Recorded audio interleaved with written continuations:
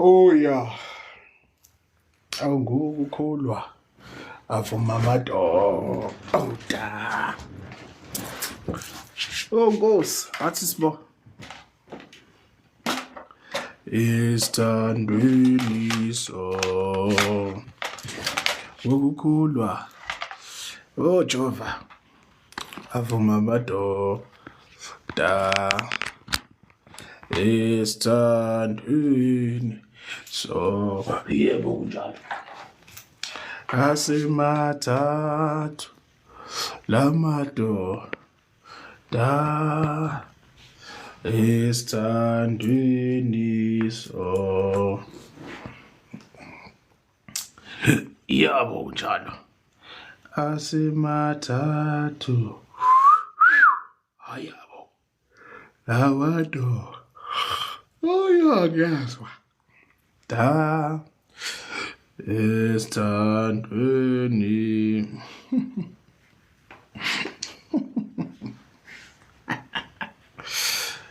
I'm onto you, boy.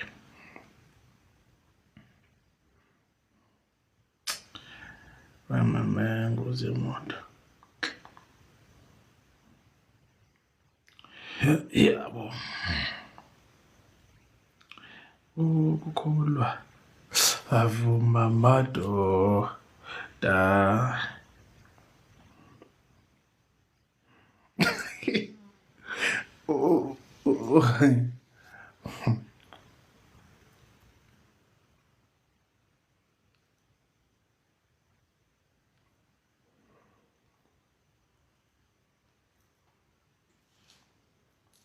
Washo umkhondororo. Hayi.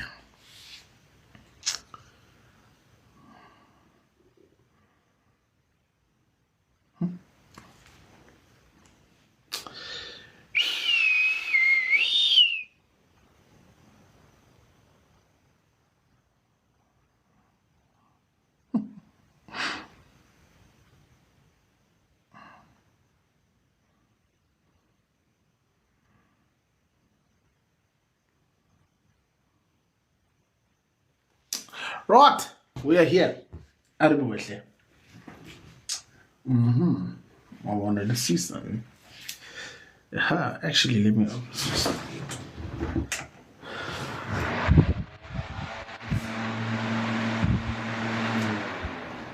Door side.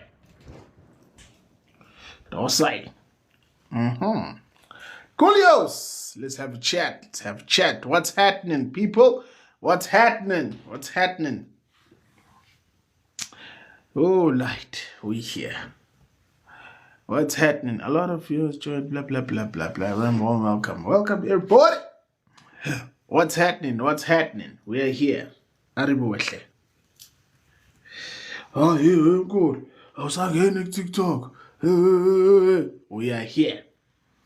Aribuhle. Razi. I want to engage in something very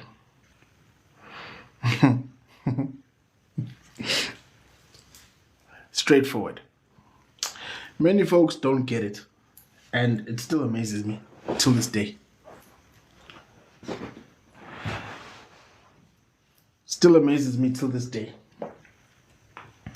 You'll always hear me saying things like angenwagin, ambabuze msam, azi ukuthi ubani, azi ukuthi ubethe ubani. Abantu abakwembethe, umuntu okwembethe kumele azazise kwena. You'll always hear me saying things like that. I always advise regarding isimo somlawuli. You'll always hear me engaging in those conversations. You'll also hear me engaging in conversations on knowing how far you can go, knowing what is yours, understanding ukuthi abantu bakini bawobani and abantu bakini yini abakwazi ukuyenza and what they cannot do. You know, reality of the situation is mina ngiyena wagini, I never will be wagini, and angilonidlo zilakho mina, I never will be. You need to engage with umsamo wakho.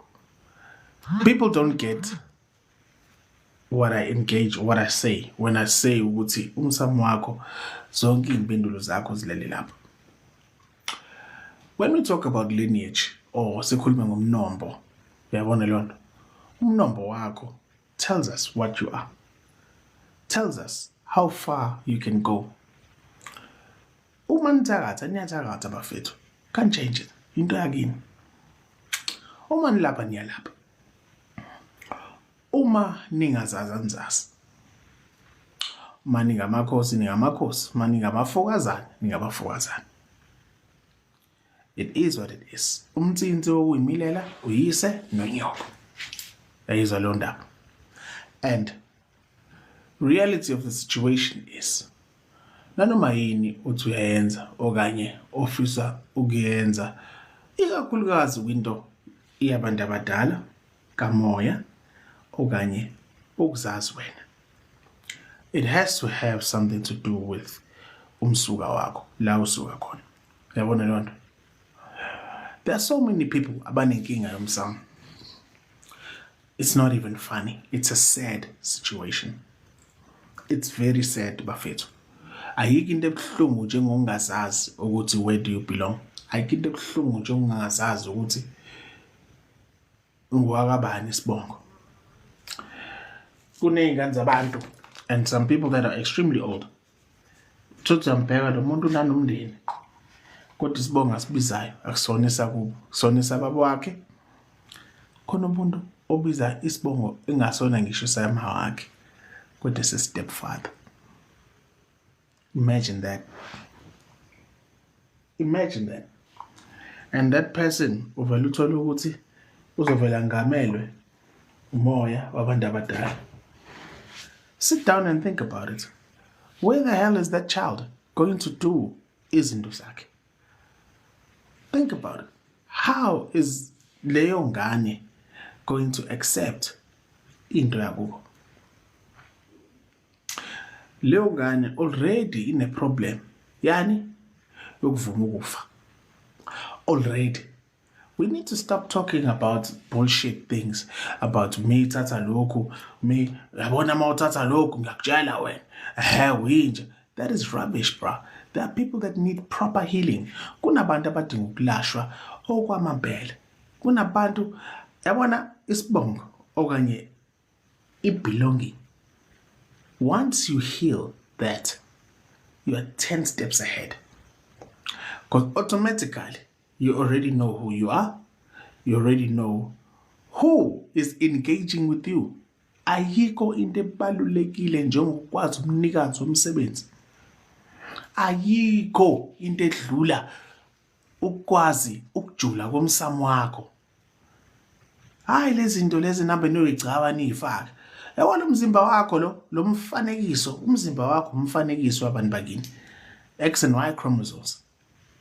That is why uthi mawusuzeliwe uthi ebuke ufana nomkhulu wakho, ufana nobani kabani wakho in umfanekiso wakini, bro. The X and Y chromosomes. Thina siphila kwelikamenzi. What does that mean? That means you still have the opportunity yokwenza. Okusho ukuthi umenzi uyini? It's a godly figure. Okusho ukuthi umzimba wakho is a godly imbecile. It's a godly item. It's a godly specimen. That is the reason why abantu abadala uma ungabalaleli bashaya lo mzimba wakho. It's the fastest and most accurate way for them ukuze bakuthola umyalelo wakho. Because obviously bangalaleli bazoshaya lo mzimba. Guess what? We say it all the time. Hayi yambona uSibusiso ushawa umselo uflathelwe idlozi. Ha ubani uyambona sasangana uflathelwe idlozi. We say it all the time. But because angazi ukuthi the smoke that we have somehow makes us ukuthi sibe naive. How can we be so naive, Bafethu? That is the reason why. Do you know ukuthi even these entities zobumnyama uma benifaka zona, why do you think into yomnyama ayamukelwa iyafakwa? Think. Open your brain. Think. They need your body. These cells or these spirits or energies need a host. They need a host. They don't have a body anymore. They need a host. That is why they recreate this thing. That is the reason why they recreate it and then bese bayigcaba bayifake kuwe in a sacrificial ritual or in a sacrificial event. Why? Because it has to be installed. Let's use modern language. It has to be installed in your database, which is your body, which is your godly figure, umzimba wako. That is the reason.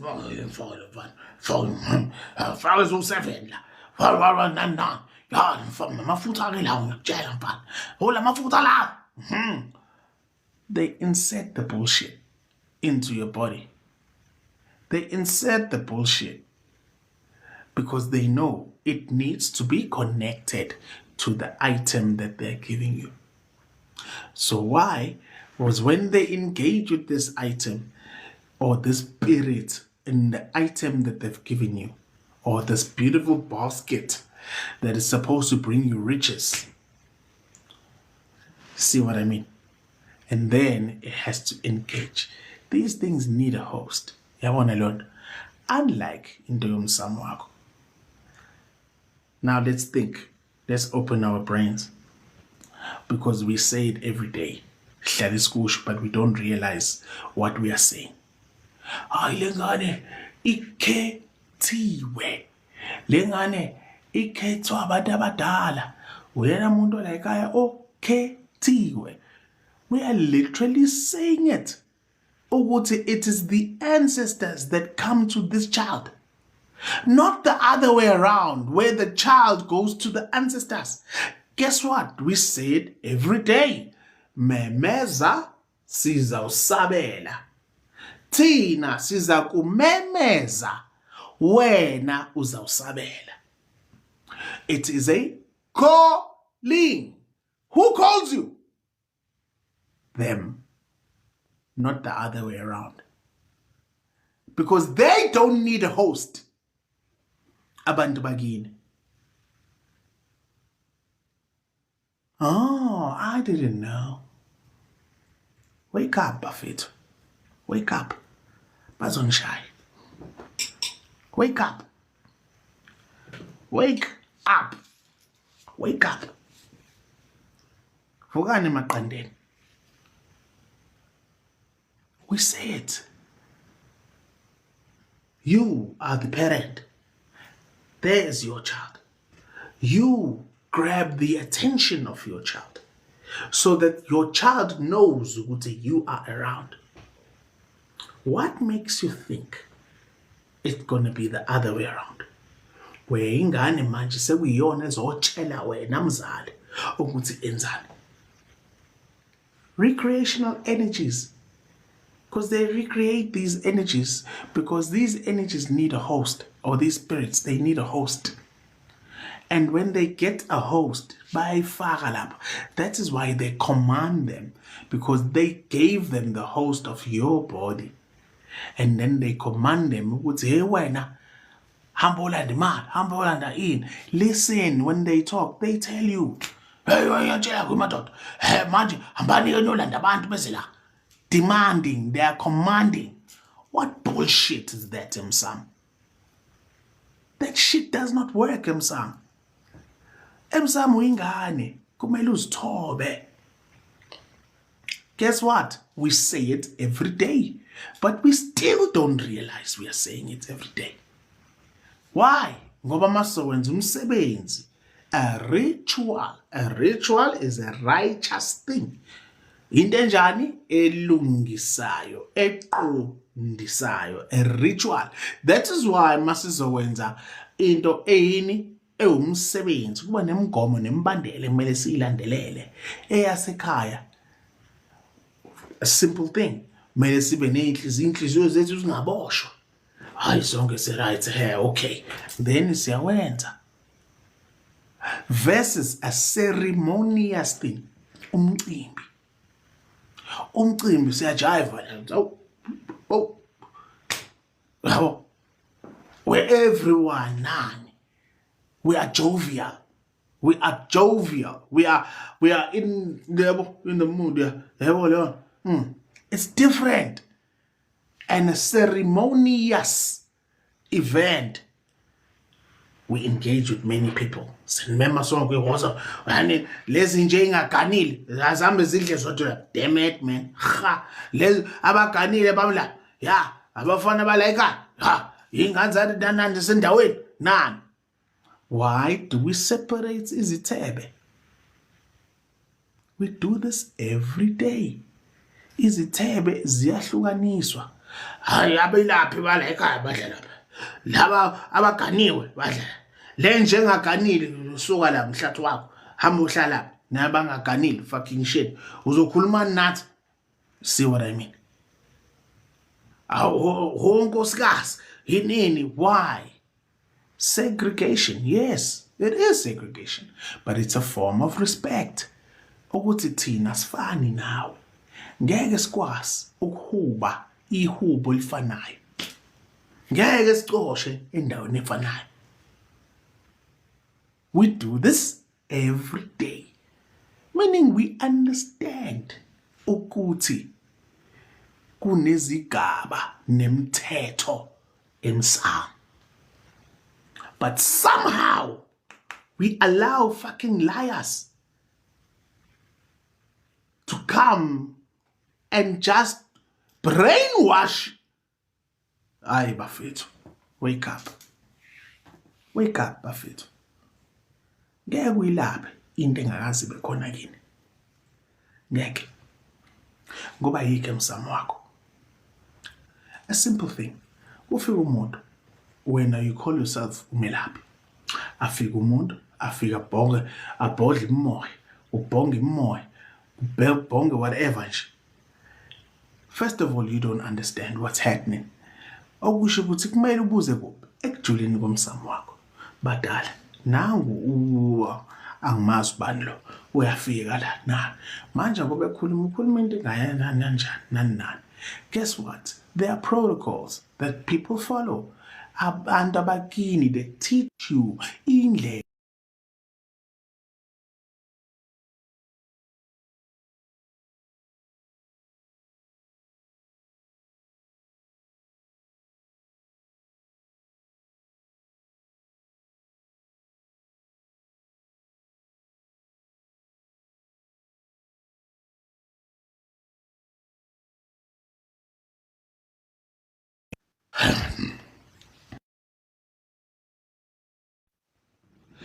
Hey, sorry about that. Now I need to consult. Ebusuku nje sengikhohliwe.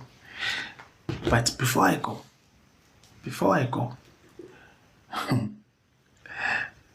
think about it. A person comes with something that's never been seen ekhayeni. Something that's never been seen.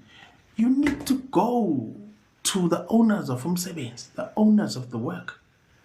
Uzithobe emsamo wakho. Ngikhuleke badala, ngikhuleke nani mina ingane yenu ubani kanjani. I don't know ukuthi banifundiseni yini. Ukhulume leyo ndlela leyo ukhuluma ngayo kusuka la enhlizweni yakho. And it is them that have to engage with you, telling you ukuthi le ngane ihlushwa A, B, C and D. Thina lento thina sikwazi ukuthi siyilungise kanje. This is how far we can go. We've never seen this illness before. This is not our speciality. Our speciality is A, B, C and D.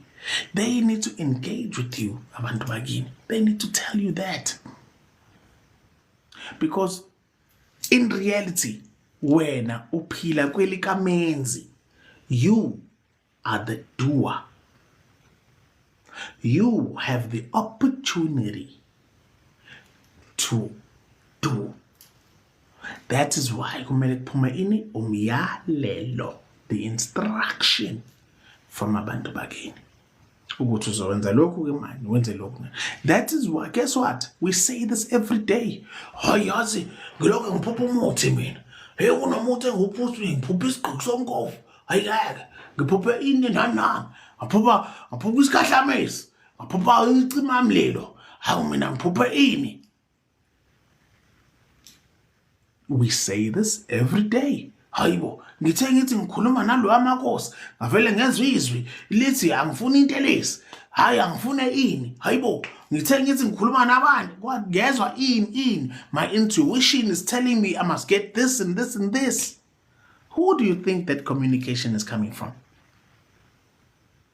Emsamo wakho. Those that have walked the walk. Those that have your back. Laba ekumele bazazise kuwena. Not me. I'm from another family, my friend. Yes, ungangibona ngisiza abantu ngenza ini whatever ukhale. But guess what? I'm not from your family. I will never be your ancestor. I will never engage with you in the afterlife. Never. Ngeke kwenzeke. Ngeke kuze kwenzeke. Instead, you need to engage nabantu bakini. There's reasons why abantu bedingiswa. Ukudingiswa, or when I'm engaging in a term yokudingiswa, being banned. People are banned from emsamo, banned from their families due to things that they have done. Isigwebo sasimsamo is not ukuthi hayi wena 5 years good shot, 2 years number 1. No, it's generational. That's the reason. Guess what? We say this every day, but somehow angene engqondweni zethu. We say it every day. Hayi ubaba washona ngo-2015. Kodwa ngeke akaze nje asivakashele noyedwa nje ayingeke nje. Hayibo, phinde ngaphupha umngcwabo kababa. Hayibo, samngcwaba 2002 baba. Hayibo. Generational messages, because obviously mayisengcwatsha kabusha should have ethwetshuliwe. The spirit was being misused.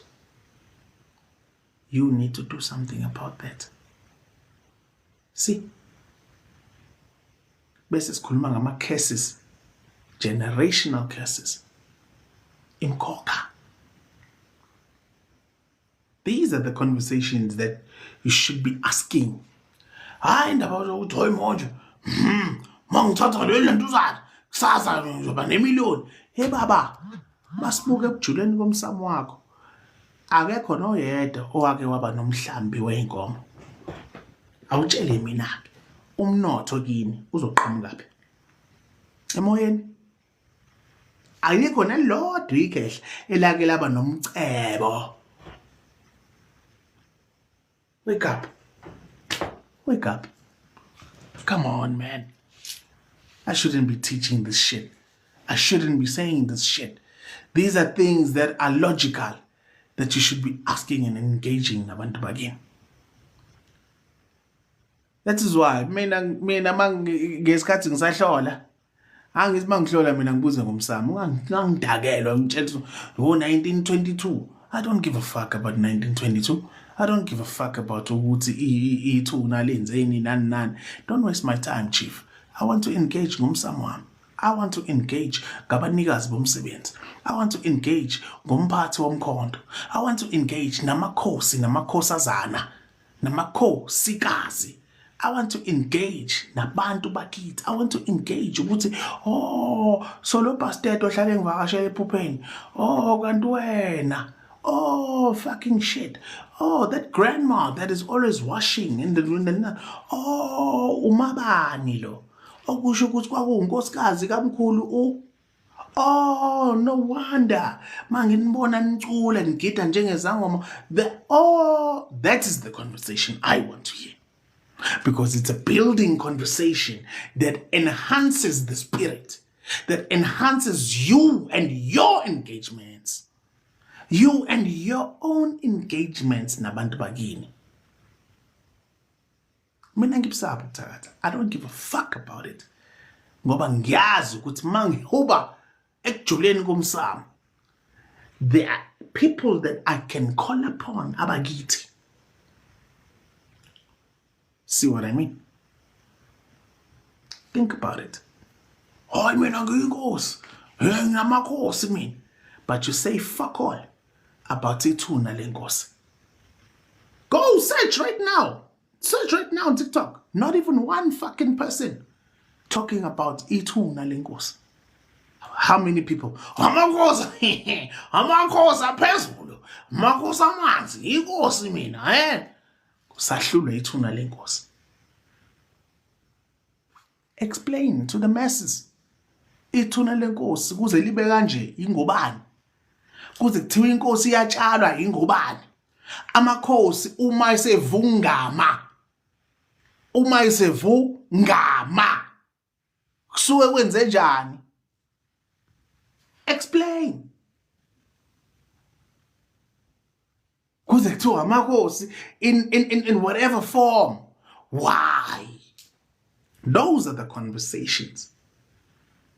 Angizini for the content. I've just given you over 30 topics. I've just given you over 30 topics that you can talk about. That's the content. And that is the content that will build the nation. Nemsame abantu. The moment imsame abantu ikhululeka kuyibopho, that is when it'll be the end of darkness. It already started, my friend. It's already started.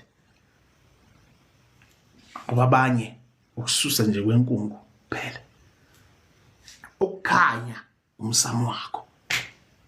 Khosini imvelaphi yakho. Hayi mina ngiyena wakini. Angifuni futhi ukuba wakini. Ngisho ngingakushada ngeke uzubo wakithi. Kumele wamukelwe yithi esibayeni sethu.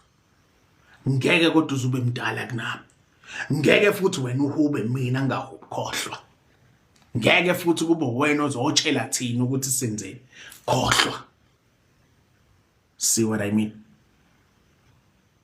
See what I mean? Engage nomsamo wakho. It'll be the end of ukuhlupheka kwakho. Ngeke ulale ungadlile. Ngoba bakini kuyilijokwe labo ukuthi basekele izingane zabo. Izidalwa ziyaziseka izingane zabo. Those are the conversations that you should be asking and engaging with abantu bakini. Oh yes, no content. Asazi nesokhuluma ngomhondororo. Oh, sikhuluma ngomhondororo. What bullshit is that? Go there, khuluma nabantu bakini. Oh, yakutshala wena makhosi amnyama. Talking shit. Kodwa umazi umlawuli. You've never heard your own ancestors talk to you. Kodwa uzibiza ngomelaphi. What rubbish is that, bro? You've never heard. You've never foreseen. You've never gotten an instruction before. You need the healing, chief. It is you that needs the healing. Hamba ubuze umsamo wakho. Mina ngiyena wakini. That is the greatest advice I'll always give. What am I doing? Ngiyakuthwasisa. How? By helping you to learn to engage nabantu bakini. That is the greatest lesson you'll ever get. Ngoba mina angisiyena wakini. Wawesinye isibongo mina. Kuleso sibongo ngiphuma komunye umusi. Kuloyo musi akekho odlula mina. Kekho omdala kunami kuloyo musi. Okusho ukuthi mina akekho umuntu ongishisela impempe. Yididi lelo. See what I'm trying to say? Sabelo sabani leso? Sakho? Lesakho na? No, esami. Nawe thole sakho. It's very simple, this thing. Don't complicate izinto. Right. Let me bounce. I've got a consultation now. Danko.